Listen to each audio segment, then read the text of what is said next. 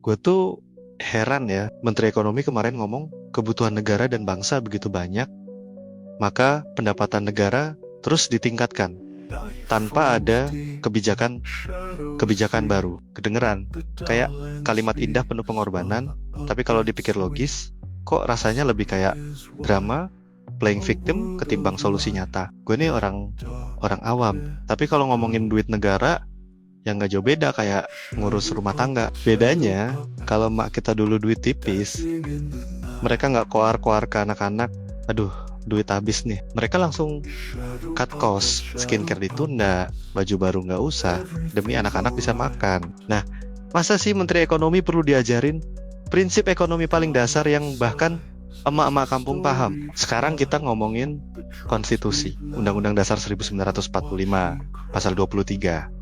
Ayat 1 bilang, anggaran pendapatan dan belanja negara sebagai wujud dari pengelolaan keuangan negara ditetapkan setiap tahun dengan undang-undang dan dilaksanakan secara terbuka dan bertanggung jawab untuk sebesar-besarnya. Kemakmuran rakyat, kata kuncinya ada dua, terbuka dan bertanggung jawab. Lah, kalau pejabat gajinya ratusan juta per bulan, plus tunjangan, plus fasilitas, tapi rakyat dipalak pajak sampai mewek, itu namanya bertanggung jawab ke rakyat atau bertanggung jawab ke kantong sendiri?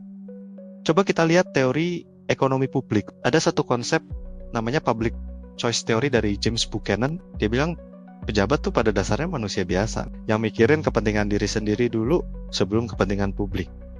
Nah, bukti nyata teori ini, gaji pejabat gede, tunjangan jalan, pajak mereka malah ditanggung negara. Itu kan sama aja kayak makan di restoran mewah tapi nyuruh rakyat kecil bayar bonnya. Dan dari sisi sosiologi, Max Weber udah ngomong soal birokrasi. Idealnya birokrasi itu rasional, efisien, dan fokus pada pelayanan publik. Tapi apa yang kita lihat, rapat dengan snack fancy, perjalanan dinas yang lebih mirip liburan, fasilitas mobil mewah, dan gaya hidup jet set. Jadi birokrasi kita bukan lagi rational legal authority, tapi lebih ke feudal authority disguised as modern state.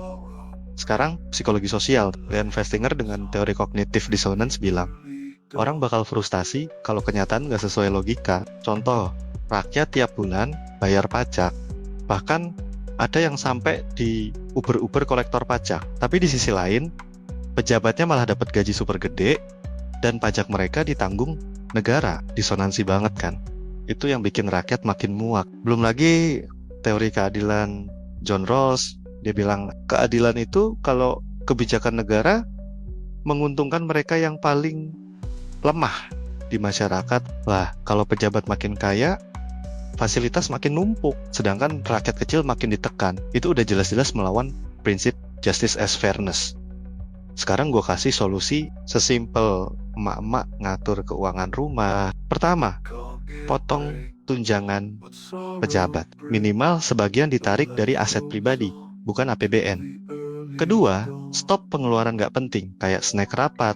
Kalian udah digaji gede, udah ada uang beras, ya kalau lapar beli sendirilah. Ketiga, gaji pejabat harus transparan, dipublikasikan rutin, biar rakyat tahu duit mereka kemana. Keempat, pajak pejabat harus ditanggung sendiri, bukan negara. Karena gimana pun, keadilan fiskal itu fondasi kepercayaan publik. Gue juga mau ingetin Undang-Undang Dasar 1945 pasal 28D ayat 1. Setiap orang berhak atas pengakuan, jaminan, perlindungan, dan kepastian hukum yang adil, serta perlakuan yang sama di hadapan hukum. Lah, kalau pengusaha dikejar-kejar pajak, rakyat kecil dicekik, sementara pejabat santai karena pajaknya dibayar negara, itu sama sekali nggak ada keadilan. Makanya, Bu Menteri, mohon maaf, jangan lagi bilang tidak akan ada kenaikan pajak walaupun kebutuhan negara banyak. Kalimat itu terdengar manis, tapi bohongin rakyat. Karena masalahnya bukan soal pajak naik atau enggak, tapi soal anggaran yang bocor, pejabat yang rakus, dan gaya hidup birokrasi yang nggak peka. Jadi tolong jangan playing victim. Rakyat udah capek. Jadi sapi perah. Kami butuh pejabat yang ngerti prinsip sederhana. Kalau duit negara mepet, ya pejabatnya yang harus rela potong fasilitas, bukan rakyat yang makin ditekan. Kalau mama bisa rela potong skincare demi anaknya makan, masa pejabat negara nggak bisa potong tunjangan demi bangsa? Selogis itu, Bu. Masa harus saya ajarin? So buat kalian, yuk kita melek, agar bangsa ini bisa tercerahkan. Terima kasih sudah menonton.